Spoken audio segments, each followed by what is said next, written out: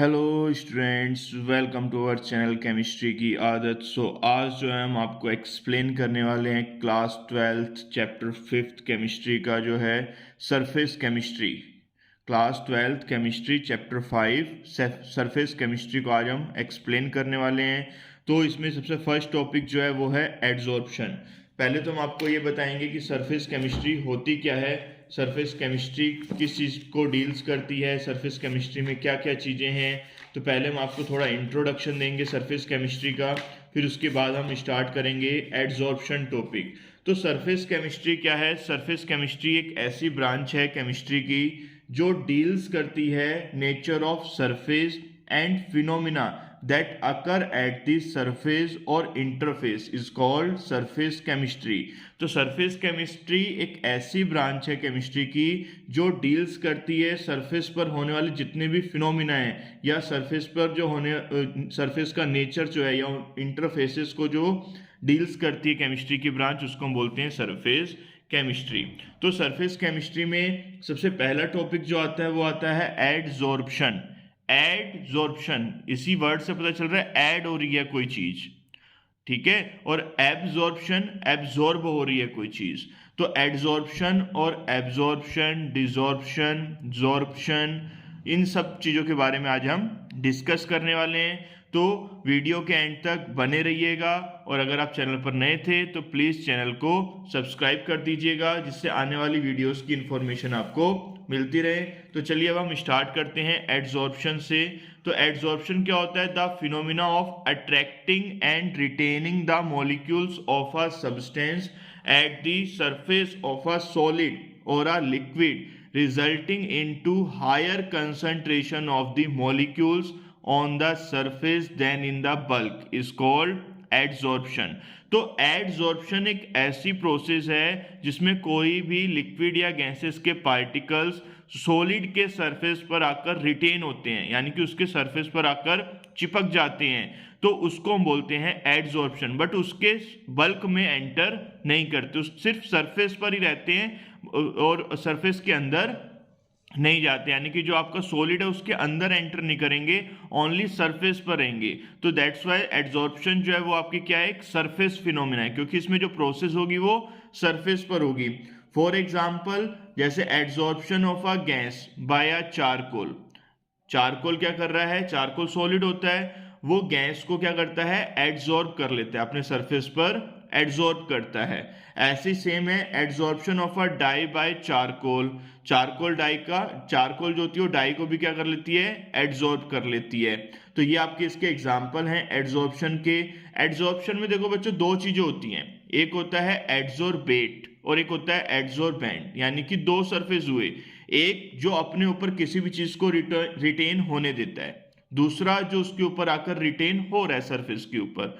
तो दो चीजें हैं, एक होता है एड्जॉर्बेंट और एक होता है एड्जॉर्बेट। तो एड्जॉर्प्शन जो है, एड्जॉर्प्शन में दो चीजें होती हैं, जैसे सॉल्यूशन में एक सोल्यूट होता है और एक सोलवेंट होता है, सेम वैसे ही एड्जॉर्प्शन में एक एड्जॉर्बेंट होता है और एक एड्जॉर्बेट होता है।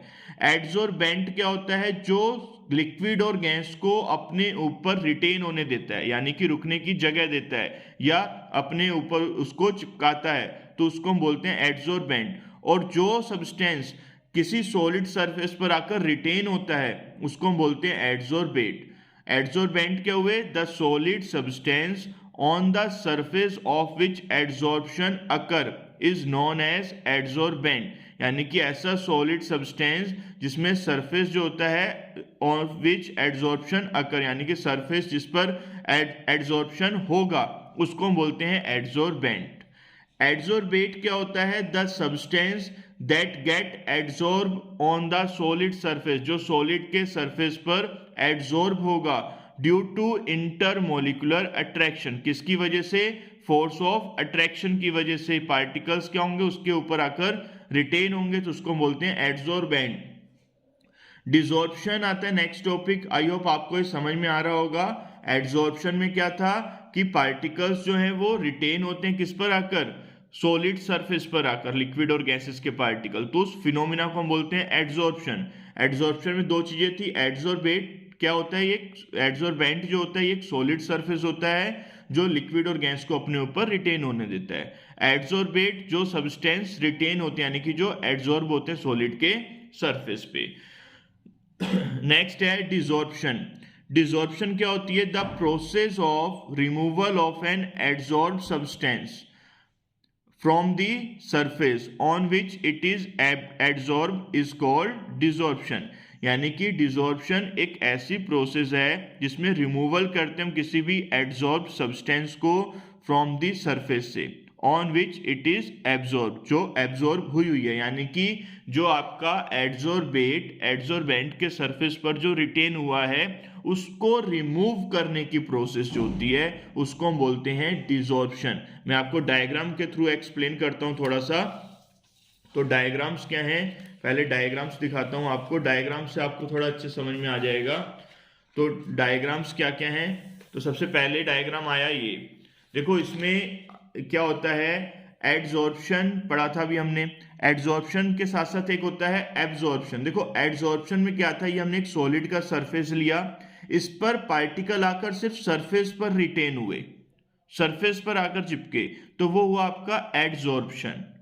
एडजॉर्प्शन में अब ये जो सॉलिड ग्रीन कलर का दिखाई दे रहा है ये आपका होगा एडजॉर्बेंट, क्योंकि ग्रीन कलर का ये जो सरफेस है सॉलिड सरफेस, ये क्या कर रहा है, लिक्विड और गैस के पार्टिकल्स को अपने ऊपर रिटेन होने दे रहा है। तो जो सरफेस रिटेन होने देता है उसको हम बोलते हैं एडजॉर्बेंट, और जो रिटेन होता है, जो लिक्विड या गैस जो रिटेन होगा इसके सरफेस पर आकर ड्यू टू इंटरमोलिकुलर अट्रैक्शन, उसको बोलते हैं एडजॉर्बेट। क्या बोलेंगे? एडजॉर्बेट। तो अब मैं आपको एक्सप्लेन करता हूं एब्जॉर्प्शन। एब्जॉर्प्शन क्या होता है? The phenomena in which the molecules of a substance are uniformly distributed throughout the body of other substance is called absorption।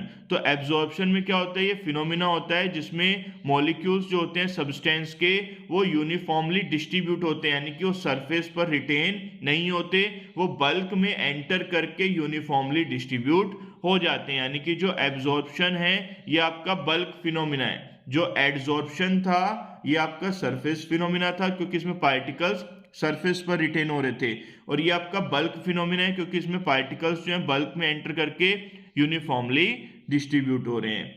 I hope आपको अच्छे समझ में आ गया होगा। अब नेक्स्ट चलते हैं आगे, जॉर्प्शन। जॉर्प्शन क्या होता है? जॉर्प्शन में दोनों प्रोसेस होती हैं, एडजॉर्प्शन भी होता है और एब्जॉर्प्शन भी होता है। कैसे? इसमें क्या होते हैं, पार्टिकल्स जब आते हैं तो वो सरफेस पर तो रिटेन होते ही हैं, साथ ही साथ एज वेल एज वो बल्क में एंटर करके यूनिफॉर्मली डिस्ट्रीब्यूट भी हो जाते हैं। तो इस प्रोसेस को हम बोलते हैं जॉर्प्शन। एक बार फिर से समझा देता हूं, जॉर्प्शन में both absorption and adsorption occur together, यानी कि जॉर्प्शन में क्या होगा, एब्जॉर्प्शन भी होगा और एडजॉर्प्शन भी होगा, दोनों एक साथ होते हैं, बट हम इन दोनों को डिफरेंशिएट नहीं कर सकते, यानी कि डिस्टिंग्विशेबल ये नहीं होते। तो इन सच केसेस जो सब्सटेंस जो होते हैं वो यूनिफॉर्मली डिस्ट्रीब्यूटेड हो जाते हैं बल्क में of the solid, but at the same time जो कंसंट्रेशन जो होती है वो हायर होती है सरफेस पर then in the bulk. Bulk की कंपेयर में सरफेस पर जो कंसंट्रेशन जो होती है वो हायर होती है, इसलिए इस फिनोमिना को हम बोलते हैं जॉर्प्शन। देखो इसमें जो कंसंट्रेशन जो होगी एडजॉर्बेट की वो सरफेस पर कम होगी और बल्क में ज़्यादा होगी। तो कंसंट्रेशन जो होती है वो हायर होती है सरफेस पर then in the bulk. Bulk की कंपेयर में सरफेस पर पार्टिकल्स क्या होंगे, ज़्यादा रिटेन होंगे। पहले आपका सरफेस पूरा फिल होगा, उसके बाद ही तो पार्टिकल्स क्या होंगे, अंदर एंटर करके यूनिफॉर्मली डिस्ट्रीब्यूट होंगे। तो ये था जॉर्प्शन। जॉर्प्शन में दोनों प्रोसेस होती हैं, एडजॉर्प्शन भी होता है और एब्जॉर्प्शन भी होता है। तो ये था आपका जॉर्प्शन। सो आई होप आपको अच्छे से समझ में आ रहा होगा। पहले मैंने आपको समझाया एडजॉर्प्शन, फिर एब्जॉर्प्शन, फिर डिसॉर्प्शन, अब बता दिया मैंने आपको जॉर्प्शन। अब नेक्स्ट टॉपिक जो है मोस्ट इंपोर्टेंट है, difference between absorption and adsorption. दोनों में डिफरेंस क्या है, एब्जॉर्प्शन और एडजॉर्प्शन में क्या डिफरेंस है। तो अभी जो हमने समझा डेफिनेशन उसी के बेसिस पर ही मैंने ये डिफरेंस लिखे हैं। तो एब्जॉर्प्शन में क्या होता है, एब्जॉर्प्शन एक फिनोमिना है जिसमें पार्टिकल्स जो होते हैं गैस के या लिक्विड के वो यूनिफॉर्मली डिस्ट्रीब्यूटेड हो जाते हैं through out the body of the solid. किस में डिस्ट्रीब्यूट होते हैं? Through out the body of the solid में। और एड्सॉर्प्शन क्या होता है? ये एक ऐसा फिनोमिना है जिसमें हायर कंसंट्रेशन जो होती है पार्टिकल्स की ऑफ अ गैस या लिक्विड की on the surface then in the bulk of the solid, यानी कि बल्क की कंपेयर में सरफेस पर ज्यादा होते हैं। यानी कि बल्क में एड्सॉर्प्शन जो होता है ये एक सरफेस फिनोमिना है, क्योंकि इसमें पार्टिकल्स जो होते हैं वो सरफेस पर आकर रिटेन होते हैं, ना कि बल्क में एंटर करते हैं। और एब्जॉर्प्शन में क्या था? पार्टिकल्स बल्क में एंटर करके यूनिफॉर्मली डिस्ट्रीब्यूट हो रहे थे। तो ये पहला डिफरेंस हो गया। सेकेंड डिफरेंस क्या है? The concentration is the same through out the material, therefore it is a bulk phenomena. यानी कि जो कंसंट्रेशन जो होती है एब्जॉर्प्शन में वो सेम रहती है, क्योंकि यूनिफॉर्मली डिस्ट्रीब्यूशन हो रहा है ना। यूनिफॉर्मली का मीन्स क्या हुआ? सेम। तो कंसंट्रेशन भी क्या रहेगी उसकी? पूरे बल्क में क्या रहेगी? सेम रहेगी। इसलिए ये आपका क्या है? बल्क फिनोमिना है। अब बात करते हैं एड्सॉर्प्शन की। तो एड्सॉर्प्शन में जो कंसंट्रेशन जो होती है सरफेस पर ऑन ऑफ द एड्सॉर्बेंट की वो डिफरेंट होती है from then in the bulk. Bulk की कंपेयर में सरफेस पर ज्यादा होती है कंसंट्रेशन, इसलिए आपका एड्सॉर्प्शन जो है वो एक सरफेस फिनोमिना है। कैसा फिनोमिना है? सरफेस फिनोमिना है। ये आपका जो है सरफेस फिनोमिना है। और अब थर्ड पॉइंट देखते हैं एब्जॉर्प्शन में। एब्जॉर्प्शन जो अकर होता है वो सेम रेट पर होता है, क्योंकि देखो पार्टिकल्स जो हो रहे हैं एब्जॉर्प्शन में, एड्सॉर्बेट के पार्टिकल्स जैसे ही एड्सॉर्बेंट के कांटेक्ट में आते हैं तो एड्सॉर्बेट के पार्टिकल्स क्या करते हैं? उसके बल्क में एंटर करके यूनिफॉर्मली डिस्ट्रीब्यूट हुए। तो यूनिफॉर्मली डिस्ट्रीब्यूट हुए तो जो रेट जो होगी एब्जॉर्प्शन की वो भी क्या होगी? सेम रेट होगी। बट अगर हम बात करें एड्सॉर्प्शन की, तो एड्सॉर्प्शन में क्या था कि पार्टिकल्स जो होते हैं आपके, जैसे ये हमारा सॉलिड सरफेस है, तो पार्टिकल्स पहले सरफेस पर आएंगे, एक साथ तो आते नहीं है, तो धीरे धीरे क्या होगी? कंसंट्रेशन इंक्रीज होगी। लेकिन जब ये पार्टिकल्स सब इस पे ज्वाइन हो जाएंगे, स्पेस नहीं बचेगा, तो और पार्टिकल्स आएंगे, तो अब कंसंट्रेशन धीरे धीरे क्या होती जाएगी? लो होती जाएगी सरफेस पर। तो एड्सॉर्प्शन जो होता है रैपिड होता है इन द बिगिनिंग में बहुत फास्ट होता है, and it's rate slowly decreases, और धीरे धीरे उसकी जो रेट होती है वो डिक्रीज होती जाती है।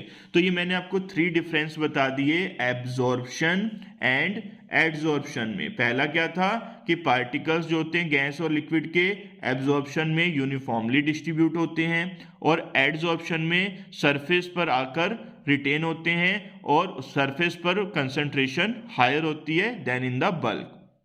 सेकेंड में कंसंट्रेशन जो होती है एब्जॉर्प्शन में वो सेम रहती है थ्रू आउट दी मटेरियल, इसलिए बल्क फिनोमिना है। इसमें कंसंट्रेशन जो होती है एड्सॉर्बेंट की सरफेस पर ज़्यादा होती है देन इन द बल्क, तो इसलिए आपका सरफेस फिनोमिना है।